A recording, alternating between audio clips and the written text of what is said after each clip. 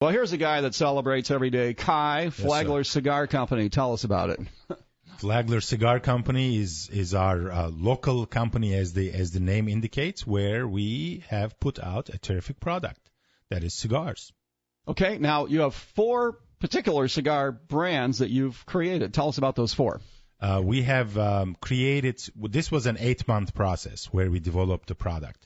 Which really involves smoking a lot of cigars and then tweaking them and then smoking some more. But the 4 are the Mario, Wyatt Earp, Ron Swanson, and the Roosevelt. So as the names indicate, they are built around people or fictional characters with mustaches. Because our company logo is a handlebar mustache, and Mark is my partner, Mark Woods, also known as Tiki Tender, especially to those who live in Flagler Beach would know him well. He was at Golden Lion for over 10 years, running the Tiki Bar there. So we both wear our logo on our faces, our handlebar mustaches, and just having fun, truly. Now, what about women smoking cigars? You know, I've always thought that was kind of a cool thing when you see, you know, a chick there. Don't listen to me while I'm talking about this, but you know, I'm rolling my eyes. And a cigar in her hand. Why is it that cigars are mostly for guys? They are not. What about Gretchen? Have you ever smoked a cigar? I have smoked a cigar. Lee, have you ever smoked a cigar? Oh, you're making me tell things on a morning radio show. All right, so here's 2 chicks that have smoked cigar. I'll turn it back to you, Kai. So Mark and I also run the Humidor Cigar Bar and Lounge at the European Village, as you know. And I would say about 15 to 20% of our regular customers there are women. So definitely there is a women smoking cigar culture. Actually, there are a couple of names for it. Ladies of the Leaf is like known to be a thing. And we have been observing that increase. It's more like celebratory smoking. So it's not like the regular person going out to the golf course and having a cigar, but it's more like a celebration, relaxing type of smoking, I would say, once or twice a week. But we even put up an event there, a monthly event for women. We first named it Stogies and Stilettos, and then kind of made it a little more obvious. We made it Cigars and Heels. All right. Anyway, let's talk a little bit more about cigars and what's going on there. Also, I want to give a plug, first of all, before we run out of time, for Entrepreneur Night. Entrepreneur Night is on a summer break, to follow up on Gus's tone there. So events, we always go on a break July, August, and return on the last Tuesday of every month as of September. Okay. And this is for who? This is an event for and by entrepreneurs. So it's a grassroots event where entrepreneurs, small business owners, startup founders, and people who are in their garage who may be listening to a show and maybe tinkering with a product to launch can even come and attend. Now, and this was your concept to start this, right? There's really no rules or membership or anything. No, it's open, it's transparent, it's inclusive, not exclusive, so there's none of that. How has it grown how long you've been doing it, and how has it grown from like how many people to now how many? Funny you should ask, and cigars will come back into play here. This event started at the Humidor Cigar Bar at European Village back in the fall of 2011. So if you go back, the entrepreneurial landscape at that time, it was a little more limited than it is today. So we said, why don't we come up with a program that becomes a magnet and attracts those folks who are not otherwise connected in the county for the business landscape. So it started with an event for about 25 people. And Joe Roy from the Business Assistance Center, the manager at that time, actually came to that event. And he saw great potential. And he said, you guys got to keep on doing this. This is an awesome event. I think what happened from there on is that people really had such a pleasant experience, those first attendees. They became immediate ambassadors, and it grew word of mouth from there. Okay. What about the trending on cigars and cigar smoking? And is it up? Is it down? Who's buying cigars and enjoying them these days? It's I think the cigar culture is in a limbo state right now. If you remember early 1990s, there was a huge boom with cigar bars popping up all over, especially big cities. So that kind of got reversed from regulation coming statewide or citywide was one reason. And I think the the early 2000 bust, and then later, of course, 2007 through 2011, with the slowing down economy, people gave up on that culture because it's an optional culture. It's something you enjoy when you're doing better financially, obviously. There is an uptick for sure in terms of cigar cultures. Mark and I were just in South Florida over the weekend. Went to Boca, West Palm Beach, and Palm Beach Gardens and Fort Lauderdale, visiting some influential cigar lounges there to introduce them to Flagler Cigar Company. And definitely it seems there is a whole revival coming up there. So much so a couple of the lounges we saw, their average price point for the type of cigars they sold were $50 and up. Wow. Yes. Wow. A stick, Man. one stick. I love Kai's presentation with cigars. You were at the grand opening ribbon cutting of the Black Cloud. Yes. Tim Finnegan, by the way, congratulations to Tim Finnegan Exactly. saving John in the Black Cloud, and Right. it was a lot of fun out there for that. But, Kai is like, he has, because some people are kind of clunky with a cigar like me. I don't really, the bigger ones, I don't know how to quite hold it right or feel comfortable with it. But you add this real nice, the way you light it, it's like a whole Panache, cigar panache. Yeah, it's like, and you enjoy every step of the way from cutting it to the way you light it, and there's a technique and all these kind of things. Which I think is pretty cool because a cigar is made to enjoy. Absolutely. And I think it's made to enjoy not only when you're smoking. It's that whole process of unboxing, unwrapping, inspecting, sniffing, lighting up and cutting. That's a whole deliberate process. Do you taste it like, you put your tongue on it, before you light it just to taste it? I've seen people do funny things like that, yes.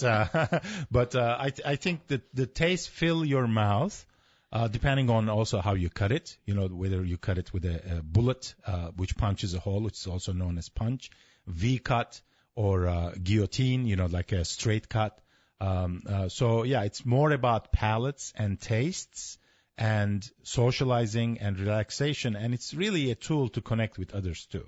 So my recommendation to the listeners out there is do not smoke a cigar alone. Make sure you're with somebody. Don't do Don't this smoke Don't do this alone. Yeah. So you said you were going to these other cigar bars. Are you hoping to market the four, cigars that you just mentioned, market them elsewhere, try to sell them, or is this kind of a local thing? Oh, this is not a local thing. This is a nationwide launch. It's in the soft launch process where we are actually still discovering the customer and developing the customer. You're still doing taste tests. We are doing taste tests, but no, we are selling. So our website where e-commerce platform is installed, flaglercigar.com, is on. It was released about 10 days ago, and we have shipped dozens of boxes to Missouri, to Virginia, New York, New Jersey, Connecticut. So orders are coming mostly Midwest and Northeast right now. How do they know about this? I mean, do they just search? They search for cigars, or are you marketing outside of Flagler? We are marketing outside of Flagler. So we have built in the past couple of years a following base, and we have been announcing this coming up. But, people who are influencers and who are pioneers in terms of understanding this culture, they are on the lookout. They are looking for the next new thing. Mm-hmm. So they come in and test that out first. I'm going to ask you, we're going to go to the phones right now and talk to another business, and I want to ask you what makes a good cigar. So we'll ask that question when we return here. But let's go to the phones here. It's another very successful business in Palm Coast, which is going into a second generation of ownership and management. Right, Sean? Yes, it is. I wouldn't say so much a second generation of ownership, but more of a partnership. Oh, okay. All right. And this is Sean with AK Tires. Hi, how you doing? You know, and it's like, I got to tell you that just about anywhere, I had a run-in with a pole with my car, and the insurance guy goes, oh, yeah, you got to get it. I mean, they go, well, AK Tires, they got the best prices on AK Tire. You hear it everywhere from everybody. I have from the time I got here that you guys have the best prices on tires. That's a heck of a reputation to have in a town. Yeah. We try to always just keep our prices as low as you can, and really just treat people the way we'd want to be treated. Okay. And do people treat you well? Yeah, no, everything's good. I mean, we've been in business for 20 years. Okay. You know, we offer all brands of tires, free balancing and rotation on a set of 4 tires, any tires purchased here. Also offer alignments, brakes, shocks, and struts. Great. All right. Well, I know you guys are always busy. Every time I drive by, you've got cars backed up and out the door. So business is good for AK Tires. Yeah. So far, so good. Okay. All right. You know, David, my first job, Sean, first job. Sean, say hi to Kai. Kai's talking to you right now. Hey, Sean. Hey, Kai, how are you? Very good. I have 4 tires on my car from you, actually, that you guys installed last week. But my first ever paying job was a tire technician at my father's tire shop. Oh, that's funny. Yeah. Hey. And I've done a lot of tubes. At that time, tubes were big when I was coming up. So now everything is tubeless, but I was fixing a lot of tubes. Are you applying for a job here? Good old days. Kai wants to know if you have any openings. I want to keep my options open. Plan B. Anything, anytime. As long as you bring some cigars down, we'll be okay. There you go. Right. All right, Sean, AK Tires, you guys have a great weekend and keep doing a good job. You do the same. Thanks for the call. All right, you got it. All right, that's cool.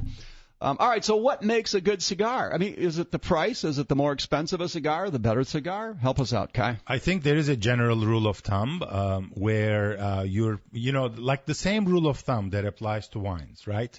When you are hitting $20 or more, you expect more from that bottle of wine. So same thing with the cigars. It seems to be when you're hitting anything over $10, it does indicate a level of quality, level of smoothness, level of aging. Definitely does that. But back at the humidor, one of the best cigars there is actually a $6 stick, and it's really an amazing cigar. So it's not always price, but often it does indicate level of quality. Now, remember back in the day when you couldn't get Coors here? And people would go out west and they'd go, oh, bring me back some Coors because they didn't distribute east of the Mississippi and things.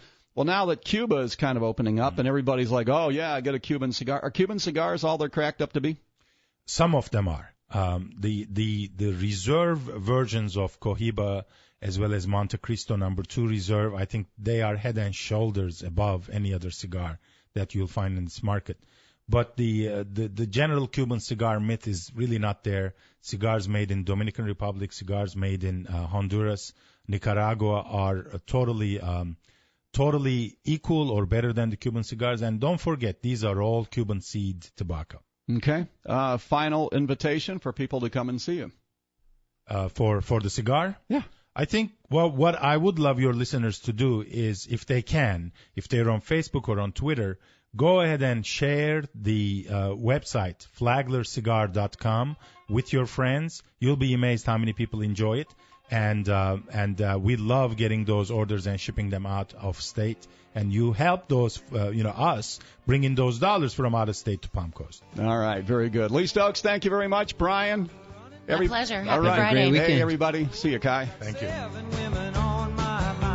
We are News Radio 1550 AM and 106.3 FM. WNZF Bunnell. WBHQ HD3 Beverly Beach, Palm Coast, Flagler Beach. From ABC News, I'm Doug Limerick, being described as an average American kid who had plenty of...